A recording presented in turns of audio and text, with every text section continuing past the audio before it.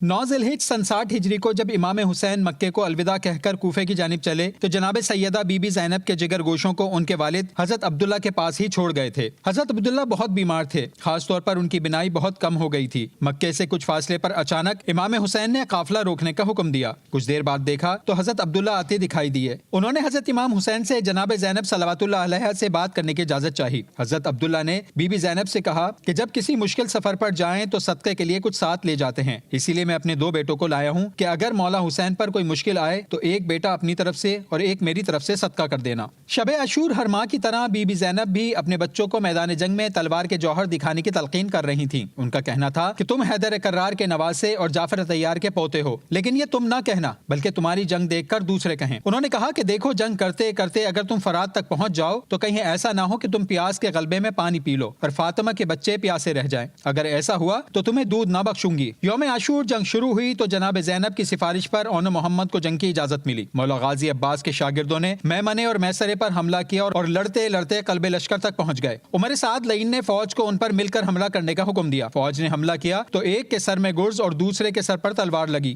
حضرت اون نے اسی وقت جام شہادت نوش کیا تو حضرت محمد نے ماموں کو سلام آخر کیا۔ اہل حرم قیدی بنے، قید رہے۔ رہائی ملنے پر شام میں تمام شہیدوں کے سر آئے۔ ہر شہید کی وارث نے سر لے کر گریا شروع کیا۔ بس 2 بچوں کے سر تھے جن پر کوئی رونے والا نہ تھا۔ کسی نے پوچھا کہ کیا ان بچوں پر رونے والا کوئی نہیں؟ بی بی زینب نے کہا کہ میں اپنے بھائی پر روں گی، بچوں کو صدقہ کر دیا، ان پر نہیں روں گی۔ قافلہ مدینے لوٹ آیا۔ کچھ عرصے بعد بی بی زینب اپنے گھر گئیں تو وہاں صحن میں 2 ننھی جانمازیں بچھی تھیں۔ بی بی نے جانمازیں اٹھائیں اور تڑپ کر رونے لگیں اور کہا کہ اون محمد، میرا دل نہیں لگتا، ہائے میرے بیٹے مارے گئے۔